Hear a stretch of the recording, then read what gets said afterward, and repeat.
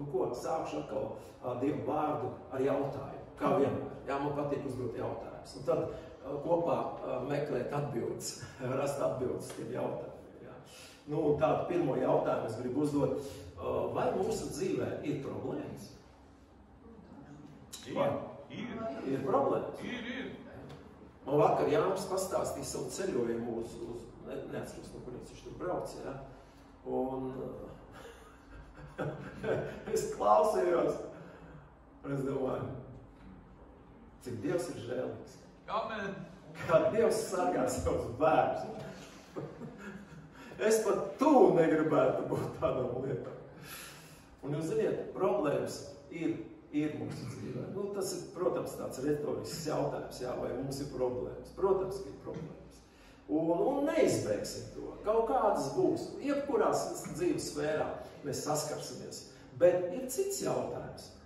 Ko mēs šodien darām ar šīm problēmām? Jā, viņas ir. Tad ko mēs darām ar viņām? Ko? Nesam Dievu priekšā? Jā, ne. Vai sadzīvojam ar viņām? Vai ignorējam viņas? Vai cīnamies ar viņām? Vai iemīlam viņu? Ko mēs darām ar tā problēmu? Un labs jautājums, pareizi, ja? To, ka problēmas būs, viņas būs. Bet ir otrs jautājums, ko tu šodien dari ar šo problēmu? Kā tu reaģē uz šo problēmu?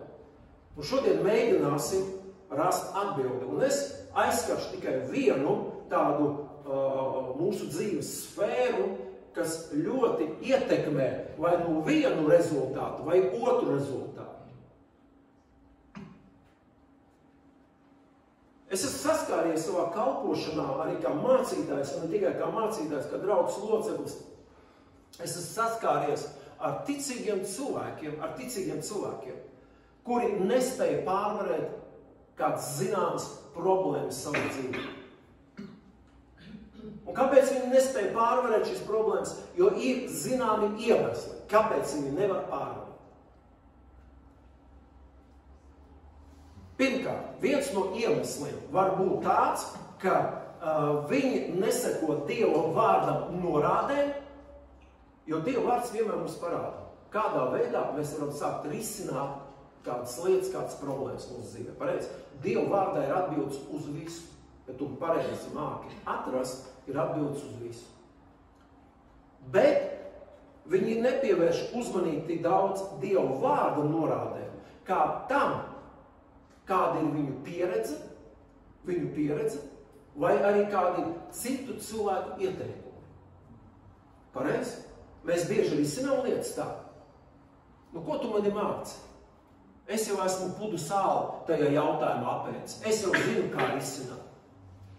Vienreiz es to atrisināju, otrais arī trešoreiz atrisināšu. Paskatīsimies kādu klasisku piemēru, vienu pozitīvu, vienu negatīvu. Tieši tā, kā cilvēki citreiz risina savas problēmas. Pirmā laika grāmatā 14. nodaļā. Par ķēniņu Dāvidu. Pirmā laika 14. nodaļa. Un no 8. panta es lasīšu. Bet kad filistieši dzirdēja, ka Dāvids bija svaidīts par ķēniņu, par visu Izraelu, tad visi filistieši cēlās, lai satvērtu Dāvidu. Bet kad Dāvids to dzirdēja, tad viņš izgāja viņiem pretī. Un filistieši nāca un izveidojas par visu Refaišu ielēm. Tad Dāvids jautāja Dievam, sacīdams, vai man būs celties pret filistiešiem? Un vai tu viņus dos manā rokā? Tātad interesanti, ja? Tātad Dāvids, viņš pirms tam bija uzvarējis, jūs zināt, uzvarēja Goliātu. Ja? Viņam ļoti daudz uzvaras bija. Viņš bija karotājs, viņš mācīja karot. Un šajā situācijā viņš prasa Dievu. Dievs, ko man darīt? Es izgāju cīņā, jā, es zinu, ka neizbeigtu to cīņu, viņa būs, bet Dievs, ko darīt? Un tas kungs viņam atbildēja, celies, jo es viņus došu tavā rokā. Un viņi gāja uz Bāla Peracīmu, un Dāvids viņus tur sakāva. Un filistieši vēlreiz nāca un izvietojās ielējā. Tad Dāvids vēlreiz jautāja Dievu. Dāvid, kāpēc jautāt? Tev jau ir pieredze ar viņiem, pareizi? Nu, kāpēc otrais jautāt? Tu jau vienreiz esi viņus sakāvis. Ej un otrais tieši tāpat sakāvis. Kāpēc lieki traucēt Dievu? Kāpēc jautāt viņam? Tu jau zini, kā rīkoties. Tev jau bija vienreiz uzvar. Bet šeit mēs redzam, tad Dāvids vēlreiz jautāja Dievam.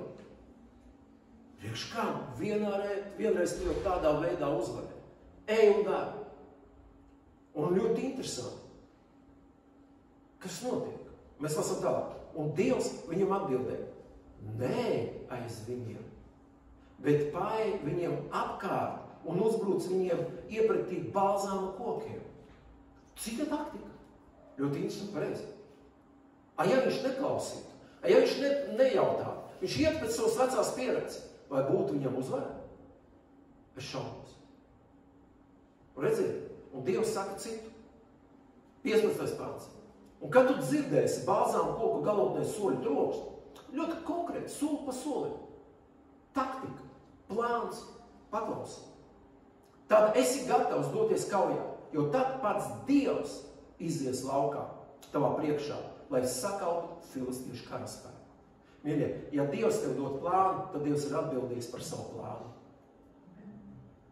Ja Dievs mums ir devis savu vārdu, svētos rakstus, viņš ir atbildīgs par katru komatu, par katru punktiņu šajā vārdā. Viņš ir atbildīgs. Mūsu atbildība paklausīt tam, noticēt tam, paklausīt un pildīt to. Jo tad pats Dievs iziet laukā tavā priekšā, lai sakautu filistiešu karaspēku. Un Dāvids izpildīja, kā Dievs viņam bija pavēlējis. Dzirdiet? Katrs teikums šajā stāstā ir ļoti nozīmīgs.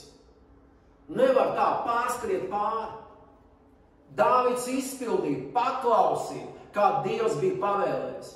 Un viņi sakāva filistiešu karaspēku un Gibeonas līdz Gezerai, no Gibeonas līdz Gezerai. Amen. Un atkal ir uzvara, bet ne pēc viņa pieredzes. Pēc Dieva plāna, pēc Dieva vārda. Cik bieži mēs cenšamies risināt savas problēmas atkal un atkal ar saviem vecām metodēm, ar savām vecām pieredzēm. Un tad mēs ciešam, un tad nesanāk. Kāpēc? Dievam ir cits plāns. Dievam ir visam cits plāns priekš tevis.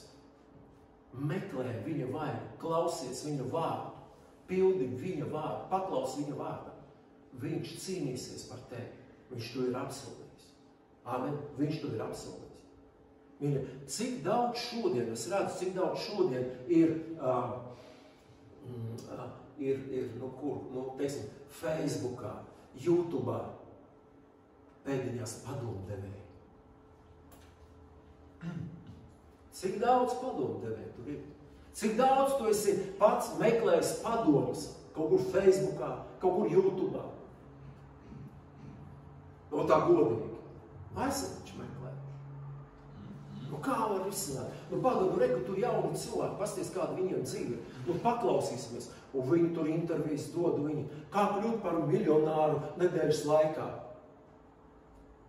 Pats ir nobankrotējis, tie jau to nezinu. Viņš tagad mācīs, kā par miljonāru kļūt cits.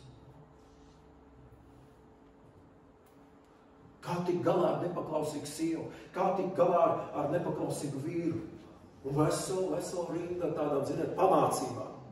Un tu skaties to YouTube. Un to gan es nezināju. Un, ziniet, tu tādu padomdevēji. Pilns internets. Pilns internets. Ko tu klausīsies? Tad nevajag internetu.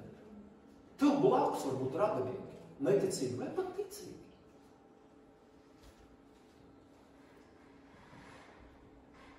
Redziet, ir svarīgi, kam mēs klausām. Vai es paklausu kādu citu padomu, vai mums ir jāuzklausa cilvēka padomu? Amen. Cilvēka padoms nav nekas slikts. Un ir padomi, kas ir izglābuši dzīvības. Ir izglābuši ģimenes, ir izglābuši biznesu. Amen. Ir padomi. Gudri un prātīgi padomi. Bet no kā tu klausies šos padomus? Un vēl viens jau negatīvs piemērs ir ļoti labs Bībelē arī 2. ķēniņa grāmatā 10. nodaļā. Un te ir stāsts par Salamana dēlu. Salamans nomira, un viņa dēls Rehabjāms pārņem vadību.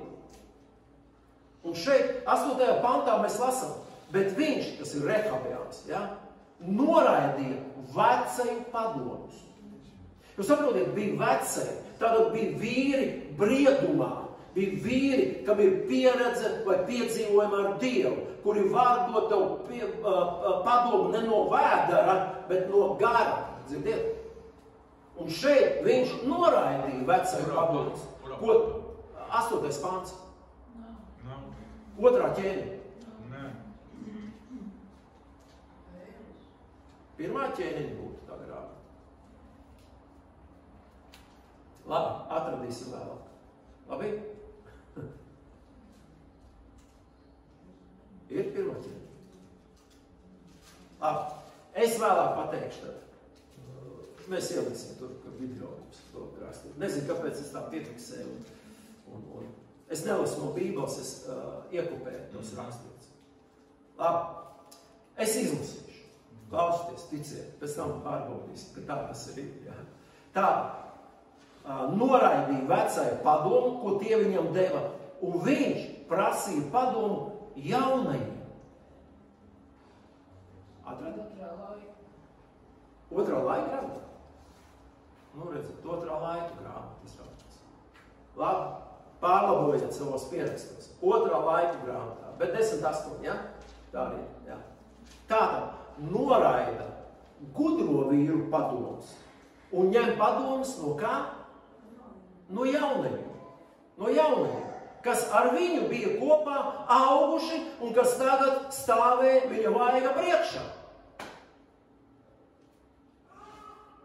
Es nezinu, vai tie, kas ir gados cilvēki, vai esat dzirdējuši, kad varbūt jūsu bērni vēl kādreiz, ko jūs, jūs taču mūs nesaprotat, jūs taču atpalikuši esat, nevajag jau dzīvot tajā tur laikā aizvēsturiskajā. Tagad ir jauni laiki, viss no jauniem.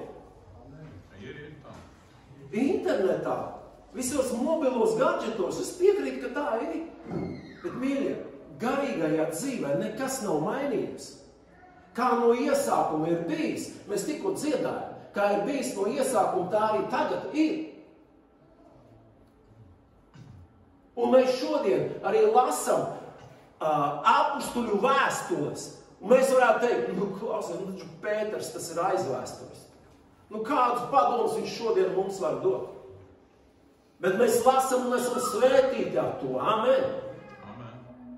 Un es zinu, ka es esmu lasījis arī ļoti daudz pēc tam tā saucamos svēto rakstus, kas jau bija pēc 1. un 2. gadsimtā. Viņi piepildīti ar dzīvību un garu. Šie padomi un raksti. Jūs neko nesaprotat. Nē, ko es no tevis ņemšu padomu? Es pie tā paša jauniešu aizdešu, paņemšu padomu. Un tāds padoms ir, mēs zinām, kas notika. Izraels sašķēlis. Izraels sašķēlis, to, ko Dāvids darīja savā kalpošanā, apvienoja. Rehabjāms ar vienu lēmumu vienkārši sadalīja sašķēli. Redziet, tad pirmais ir, vai nu tu nepakļaujies, vai nu tu uz savu pieredzi balsties, vai nu uz kaut kādu padomu, kas nāk ne no pareizā avota. Ir ļoti svarīgi, lai mēs visu apstiprinām. Es nesaku, ka tava pieredze ir ļauna un slikta. Nē, absolūti par to es nerunāju. Nav jāizmirst. Ja es esmu iegūst kāds iemaņas celtniecībā jau pagājuši, varbūt 20 gadus, un es viņus izmantoju. Un tas ir pareizi. Protams, tehnoloģijas auga, attīstās, materiāli mainās, viss. Bet ir pamata principi, kur ir derīgi, par to es nerunāju. Jūs saprotiet, par ko mēs runājam. Un tāpat ir svarīgi, kam tu lūgsi padomu. Ja man ir vajadzīgs kāds garīgs padoms, ja man vajadzīgs kāds risinājums, mīļie, es meklēju kādu, kas ir garīgs. Es nesaku, ka viņam jābūt ir obligāti 2 reizes vecākam par mani. Nē, viņš varbūt pat jaunāks par mani. Es meklēju, lai viņš ir garīgs. Mācītājs Rufus, viņš ir jaunāks par mani. Bet bija jautājumi, kur es gāju un konsultējos ar viņu. Un tad, kad es saņēmu no viņa kādu padomu, es biju svētīts. Bet viņš ir garīgs cilvēks. Redziet, un te ir tik svarīgi mums saprast, ja, kā mēs risinām šīs problēmas, no kura avota mēs smeļamies šo problēmu risināšanu. Dieva vārds. Dieva vārds ir pamatā. Dieva vārds ir pamatā. Paldies Dievam par cilvēkiem ap mani. Paldies Dievam, ka cilvēki iesaka kādas lietas, ko kā darīt. Paldies Dievam par to. Es neesmu profesionāls visam. Un es teiktu citreiz un lūdzu padomu kādam, kas ir profesionāls savā jomā. Bet Dieva vārds, es gribu vienmēr visu salīdzināt vai filtrēt savu Dieva vārdu. Tas bija pirmkārt. Otrkārt, risinot lietas vai problēmas. Viņi nepieliek pūles. Ja citiem vārdiem, viņi necenšas ar visu savu sirdi atrisināt šo problēmu. Es nesaku, ka viņi grib sadzīvot ar šo problēmu. Nē, es domāju, ka cilvēkiem nepatīk problēmas, bet viņi nepieliek pūles.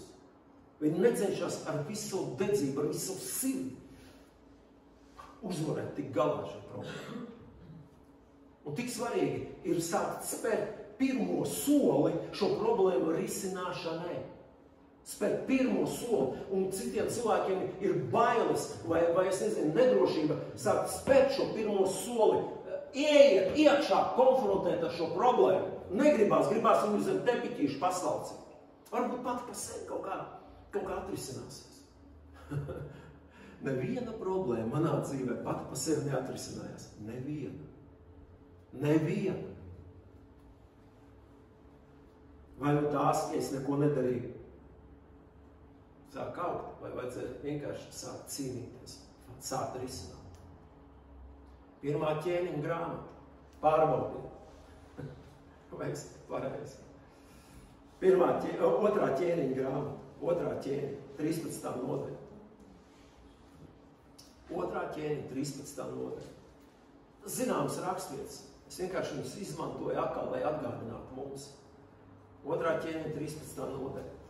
Sākšu no 17. panta lasīt. Un sacīja, kam Joasam, ķēniņam, Joasam. Atver logu, pravīts, sacīja Joasam. Atver logu pret austrumu. Un viņš to atvēra. Un Elīsa sacīja, šauj! Un viņš izšāva. Tad Elīsa sacīja, tā ir tā kunga glābēja bulta, kas tevi glābs no Aramas, jo tu sakausi aramiešu pie Afleks, tiekams tu tos izdeldēsi. Un pēc tam viņš sacīja, ņem bultas. Kad viņš bija bultas paņēmis, tad viņš sacīja Izraēla ķēniņam, sit ar tām zemi. Un tas sita 3 reizes un apstājās. Tad Dieva vīrs sadusmojās. Par ko? Es taču paņēmu, es taču situ. Sadusmojās par viņu un sacīja 5 reizes vai pat 6 reizes. Ja tu būtu sitis, tad tu būtu aramiešus kāvis, līdz būtu tos izdeldējis. Bet tu sakausi aramiešu tikai 3 reizes. Par ko sadusmojās Dieva vīrs? Mīļi, nāk ienaidnieka armija uzbrukumā, milzīga armija, kuru tu fiziski pats nevari pārvarēt, uzvarēt, tu nevari. Un nāk Dieva palīdzība.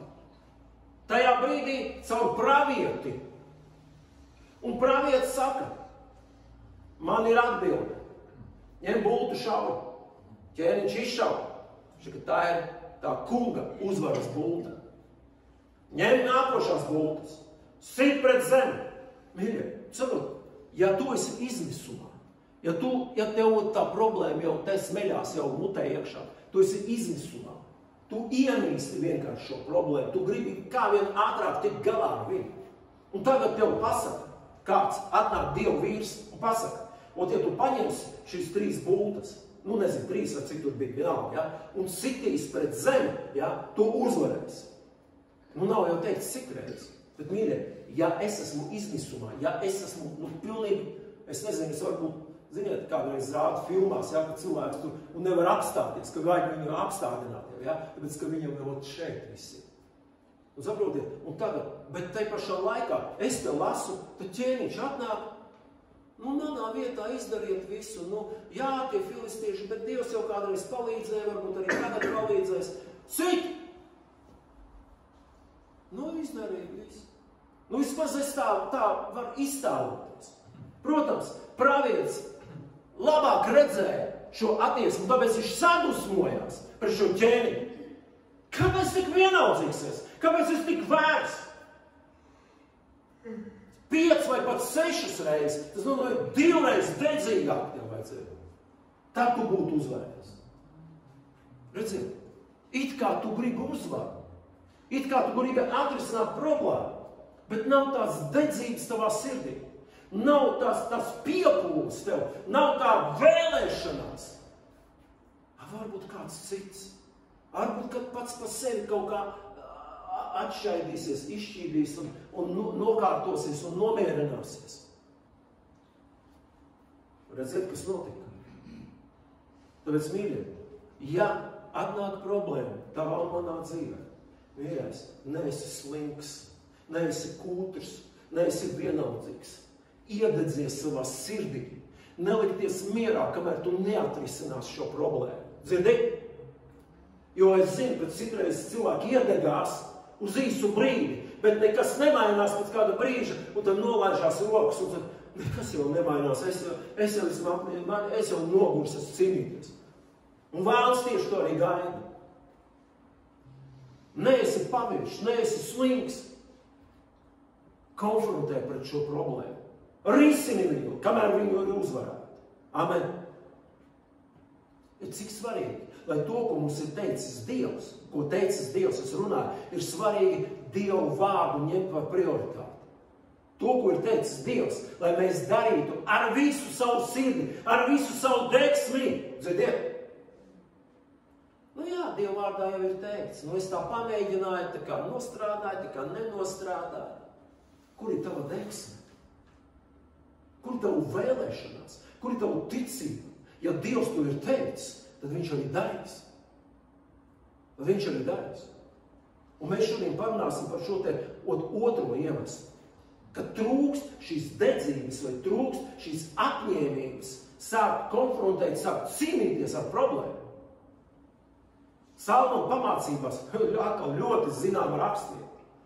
Salmona pamācībās 6. nodaļā, no 9. pantiņa lasīšu. Cik ilgi tu gulēsi sliņķi, es zinu, ka Jānis no galvas zina šo rakstīju. Ne tāpēc, ka viņš ir sliņķis, ne tāpēc. Droši vien tāpēc, ka viņš ir čakts. Cik ilgi tu gulēsi sliņķi, kad tu celsies no sava miera. Un kontekstā šodienas vārdam es gribētu pārfrazēt un teikt, teiksim, šo te rakstiet, ja? Citiem vārdiem. Kad tu sāksi fokusēties uz Dievu vārdu, tu skaties uz problēmu nemitīgi, bet kad tu novirzīsi savu skatu no problēmas uz Dievu vārdu, kas spēj tev dot gudrību, lai tu varētu uzvarēt šo problēmu. Amen. Ne uz jauniešu padomiem, ne uz Facebookiem un YouTubeiem, ne uz savu bijušo pieredzi, bet skatīties uz Dievu vārdu. Fokusējies uz Dievu vārdu. Dievu vārdā ir atbilde. Un interesanti ir tas, ka Dievu vārds, starp citu, ja tu ļausi Dievu vārdam, tevi mācīt, tad Dievu vārds tevi mācīs. Bībeles ir visiem, pat neticīgiem. Vai viņa dzīves ir izmainīts? Ne? Izmainīts tikai tie, kas ļauj tam vārdam ienākt tavā sirdī, kas ļauj tam vārdam mainīt tevi, mācīt tevi. Amen. Tāpēc ir svarīgi, lai mēs ļautu. Citiem vārdiem, tā ir mūsu atbildība. Atmosties. Tā ir mūsu atbildība. Neviens tavā vietā nerisinās problēmas. Tev var iedot padomu, bet tev būs jācīnās. Tev būs jārisina šīs problēmas. Amen? Tev būs jārisina. Tātad tā ir mūsu atbildība. Atvērt acis un sākt skatīties uz Dievu vārdu. Tā ir tava un mana atbilde.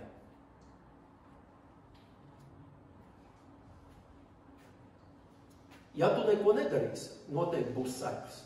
Noteikti būs sekas. Ja tu ignorēsi, ja tu pagriezīsi muguru, domāsi, gan jau būs sekas. Un sekas ir, mēs redzam, 10. pantā. Šajā pašā rakstā.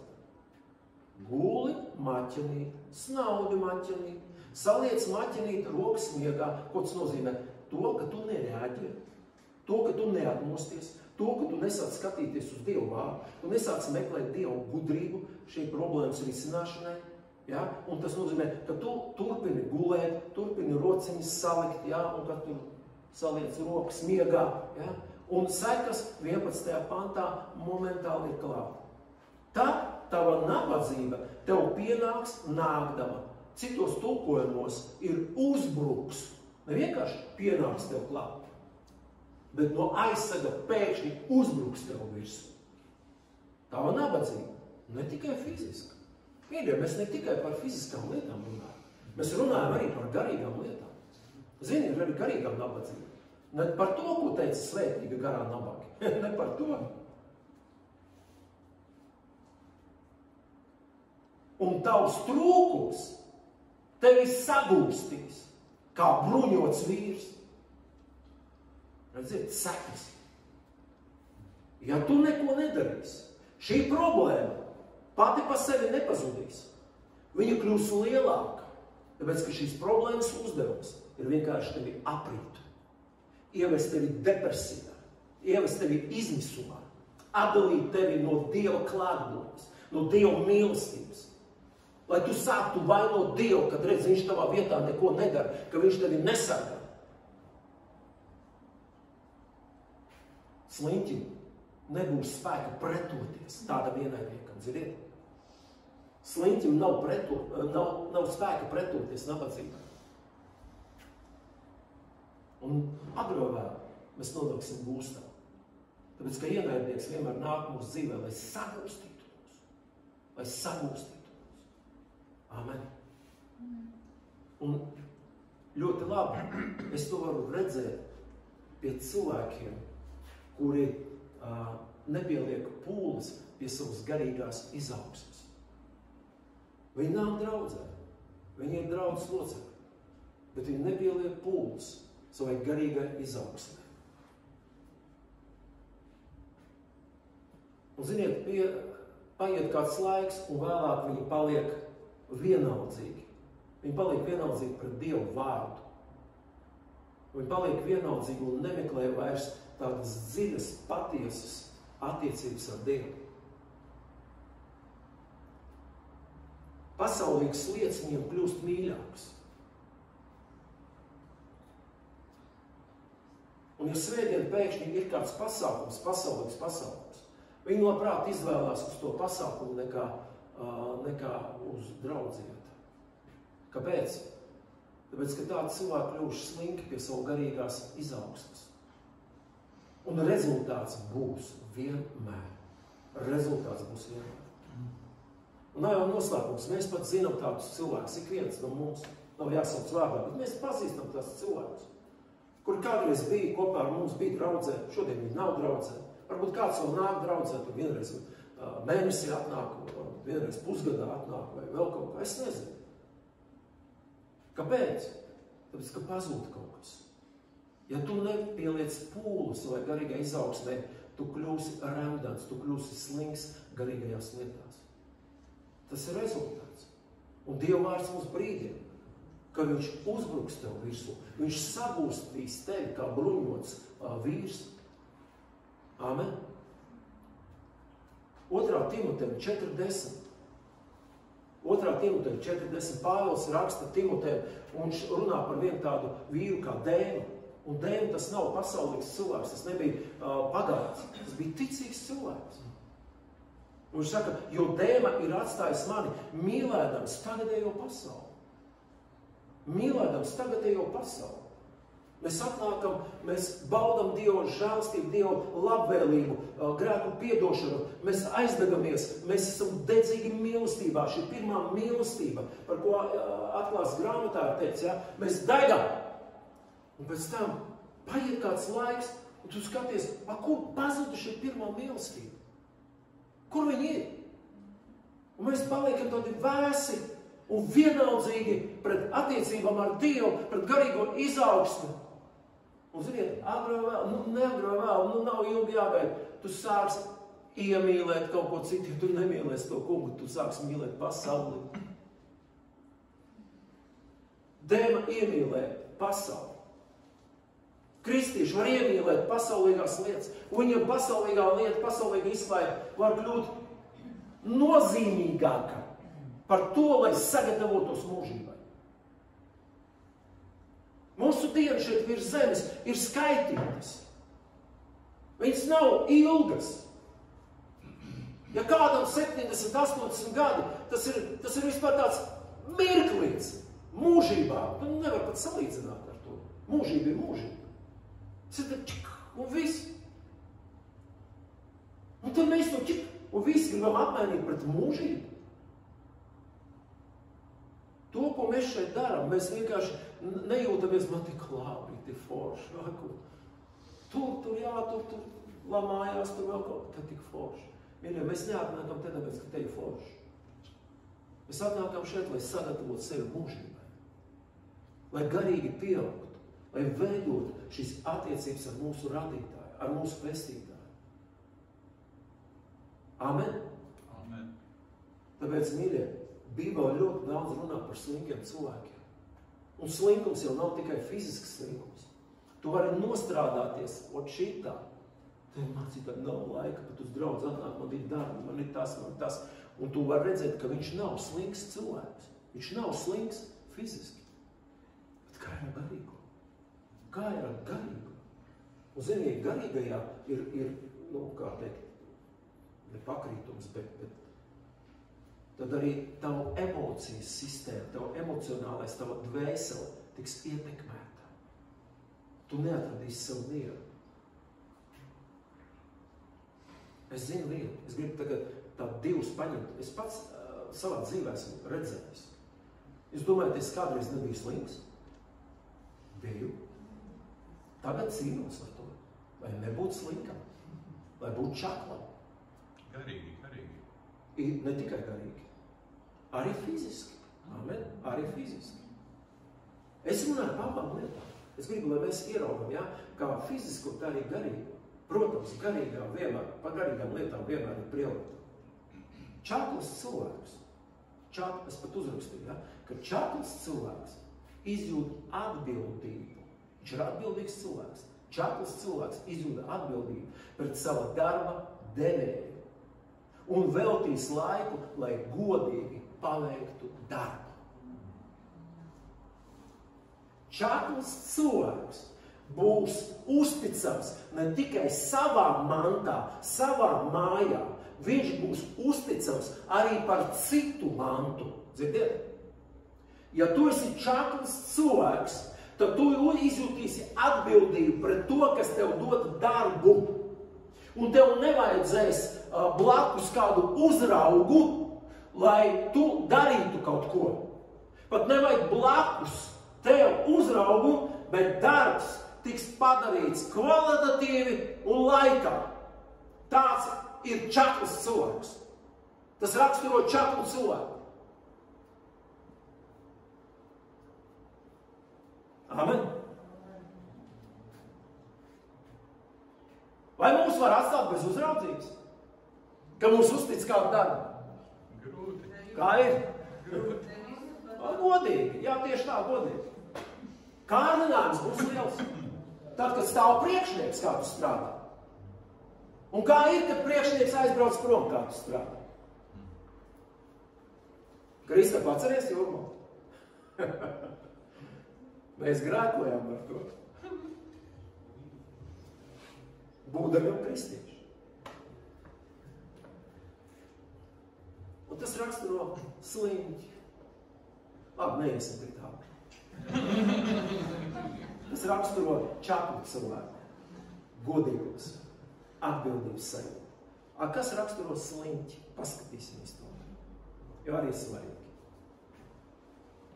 Ziniet, slinks cilvēks pat nerūpējās par savām lietām, nerunājot jau par svešām. Amen. Un tādiem slinkiem cilvēkiem viņiem nerūp, cik godīgi viņi paveiks uzticēto darbu. Viņiem interesē viena lieta. Cik mazāk pūles viņi varētu pielikt pie tā darba, lai nopelnītu cik vien vairāk naudas.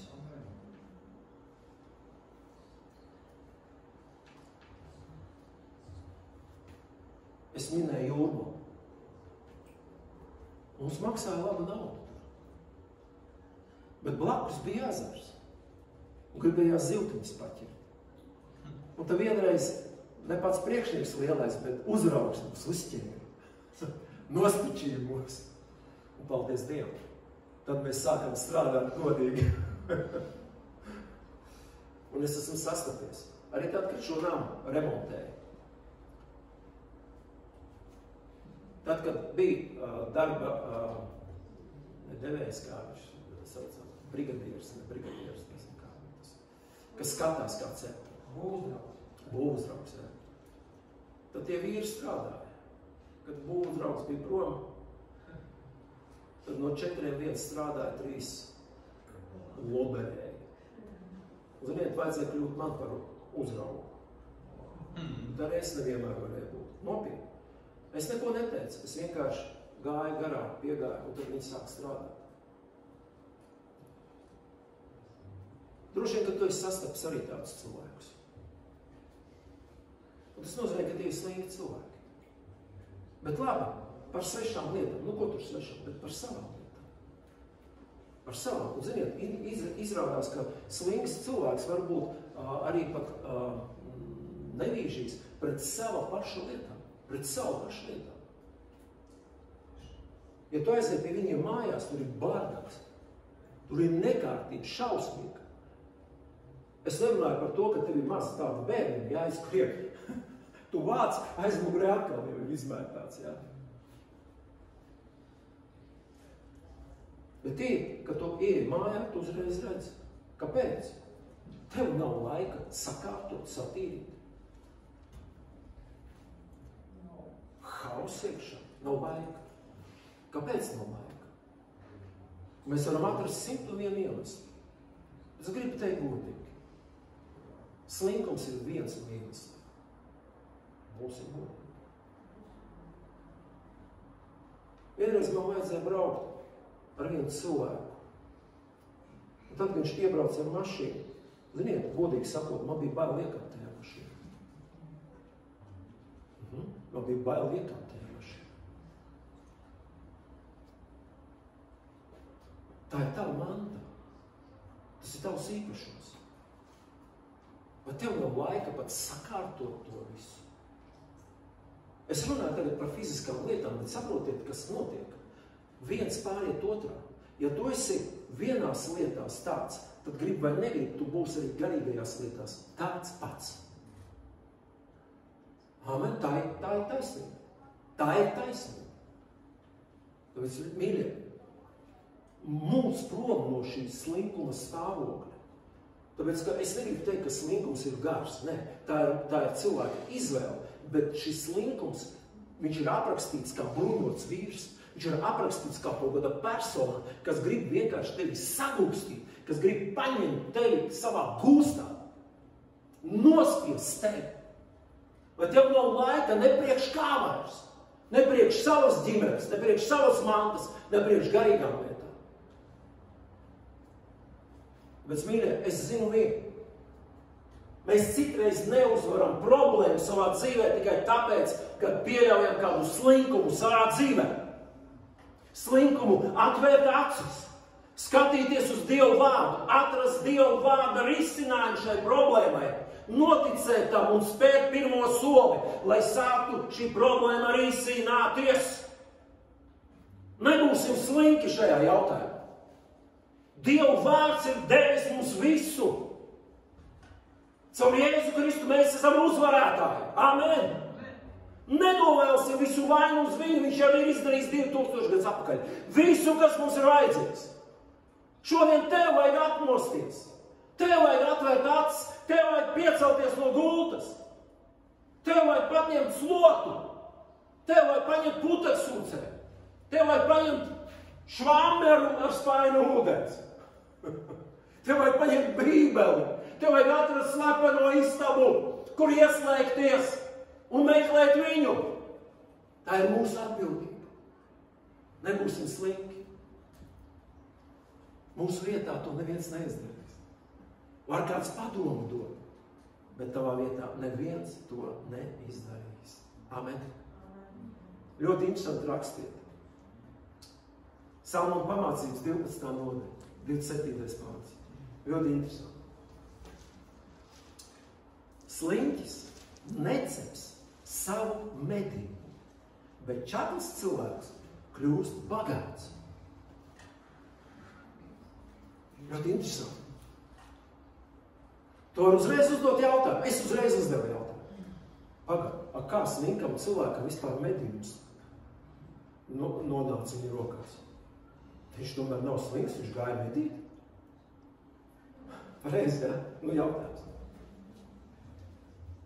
Un pagaid, ja tev ir medījums ir neceps savu medījumu.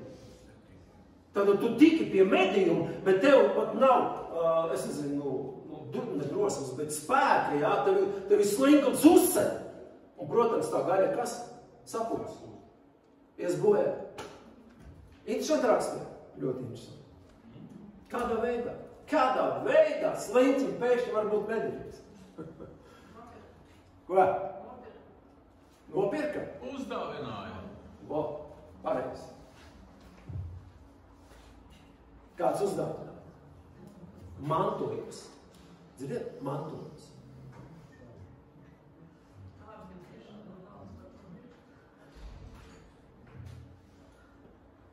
Kāds cilvēks saņem mantojumu?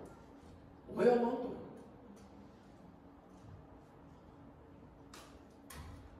Nepagāja ilgs laiks.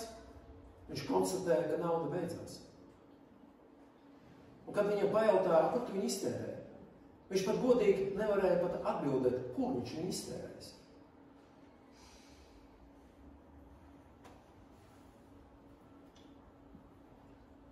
Tev kaut ko iedot, tu pat nemāk ar to apieties. Es zinu vairākus tādus gadījumus. Es zinu cilvēkus, kuriem ir liela alga. Viņiem vienmēr trūks naudas. Es zinu, ka viņiem ir 2 reizes lielāka alga kā man. Un tad, kad to ar viņu runāju, viņš vienmēr sūdzās, ka viņam trūks naudas, ka viņam nav naudas. Kāpēc?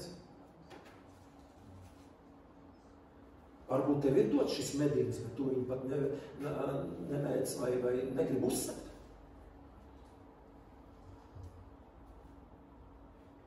Ļauj Dieva vārdam uzrādīt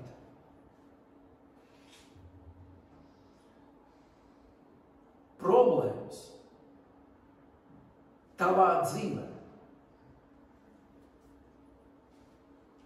Ļauj Dieva vārdam vadīt tevi šajās te dzīves sfērās, kur vajag risināt šīs problēmas. Ļauj, ja tu redzi, ka tu nemāki rīkoties ar finansēm. Ja tu redzi, ka tev ir ļoti grūti disciplinēt sevi, lai atdalītu laiku Dieva vārda lasīšanai vai lūkšanai. Ja tu redzi, ka svētdienas rītos vienmēr ir kādi apstākļi, kas traucē tev nākt uz dievkalpojumiem.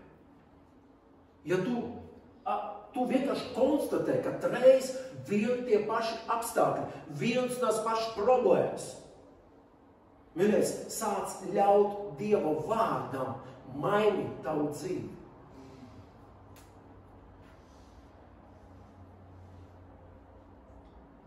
Ziniet, ka garīgā patiesība ir? Garīgā patiesība. Tu pieaugsi tajās dzīves sfērās, kurā tu pielietosi Dieva vārdu. Es pateicos Dievu par savu sievu. Viņa ir mūsu ģimenes grāmatā. Mēs nevienu čeku neatstājam veikalā. Vienalga, kad mēs nopērkam par kaut kādiem tur 50 centiem kaut kādu, mēs paņemam čekus. Vienmēr paņemam čekus. Un visi tie čeki ir pie viņas. Un mēs saliekam mūsu ģimenes budžetu visu. Visus maksājumus, komunālos, drēbes maksājumu, degvielu maksājumu, pārtiku maksājumu, vēl pārējās lietas. Un mēs redzam to visu. Ko mēs varam, ko mēs nevaram atļauties. Un mīļie, mums netrūkst. Es jau vairākas reizes par to dalījos jums. Mums netrūkst. Kāpēc? Tāpēc, ka mēs ļāvām Dieva gudrībai vadīt šo te sfēru mūsu dzīvē. Un mums var būt 2, 3 mazāk ienākumi nekā kādiem citiem cilvēkiem, bet Dievs dod gudrību pareizi to visu izlietot. Un mēs neesam tā, ka caurās biksēs staigājam. Nu, labi, ka caurām biksēm nevar teikt, tad miljonāri saplaistās džinsēs staigā. Ja. Bet mums netrūkst. Un tas ir jebkurā sfērā, jebkurā dzīves sfērā. Ļauj Dieva vārdu. Un es zinu, ka garīgā patiesība tā ir neapgāžama, ka mēs pieaugsim tieši tajā savā dzīves sfērā, kur mēs ļausim Dievu vārdam ienākt. Ļausim Dievu vārdu ienākt. Un es zinu, ka Dievu vārds ir kā spogulis. Viņš ir kā spogulis. Ja tu atvērsi Bībeli, ja tu sāksi lasīt, ja tu ļaus pieejas, viņš ir kā spogulis, kas parādīs tev, kurā sfērā tev vajag viņa palīdzību, kurā sfērā vajag izmaiņas tavā dzīvē. Viņš tev parādīs. Amen! Man patīk, kad Bībeles skolas studenti daudz teica, tad, kad mēs gājām caur kaut kādām mācībām, Dieva vārds uzrādīja kādas problēmas mūsu dzīvē, uzrādīja kādas lietas, ko jāmaina mūsu dzīvē. Un paldies Dievam, ka Dieva vārds ir spogulis. Amen. Ko tu darīsi ar to? Spogulis jau var atstarot tevi, var parādīt, tev nesatiemēts macis, nosmērēt sevi. To jau viņš parāda, bet ko tu ar to darīsi? Un šeit ir svarīgi nebūt slinkam. Nebūt slinkam, būt čaklam. Pieņem to, ko Dieva vārds parāda tev un sāk darīt to. Jākaba vēstule 1:22. Arī to Jānis zina no galvas. Jo citreiz, kad es sāku lasīt, viņš jau no vietas citē. Jākaba vēstule 1:22 tālāk. Bet esiet vārda darītāji, ne tikai klausītāji. Pats sevi maldināt. Amen. Jo, ja kāds ir vārda klausītājs un ne darītājs, tas līdzinās vīram, kas savu miesīgo seju aplūko spogulī, jo viņš sev aplūko un aiziet un tūlīt aizmirst, kāds viņš bija.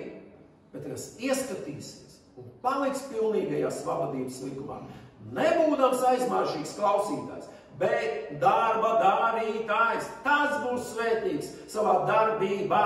Amen! Amen. Halleluja! Dieva vārds ir atbilde. Dieva vārds ir atbilde. Un ne tikai garīgajās sfērās, arī fiziskajās, laicīgajās sfērās tavā manā dzīvē. Dieva vārds. Viņš ir pamats visam. Iemīli Dievu vārdu. Iemīli Dievu vārdu. Ļauj Dievu vārdam uzrādīt šīs sfēras, kurām vajag pārmaiņas tavā dzīvē. Un es zinu, ka vārds būs tas, kas atbrīvos tavas spējas dzīvot uzvarošu dzīvi. Tādu dzīvi, kāda Dievam ir patīkama. Amen. Dieva vārds tev atbrīvos. Tās spējas ir ieliktas tevī. Ne tavas, no Dieva. Ieliktas tevī. Tās atbrīvosies, ka tu dzīvosi Dievam patīkamu un paklausīgu dzīvi. Dieva vārds ir dzīvs un spēcīgs. Tāpēc es vēlreiz saku, iemīli Dieva vārdu. Iemīli Dieva vārdu. Iemīli Dieva vārdu.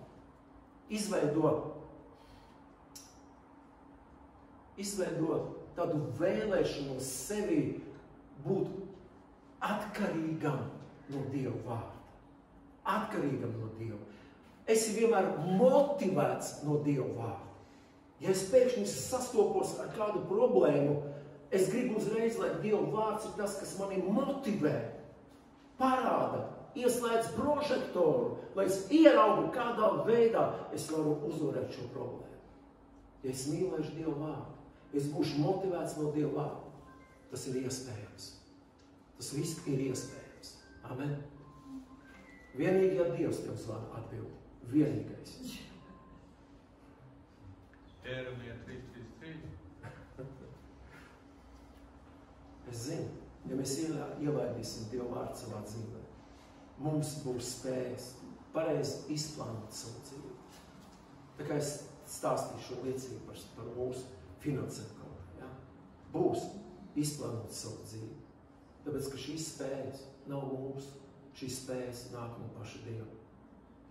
Un viņš dos gudrību, kā pareizi lietot tos resursus, ko Dievs ikvienam no mums ir iedevis.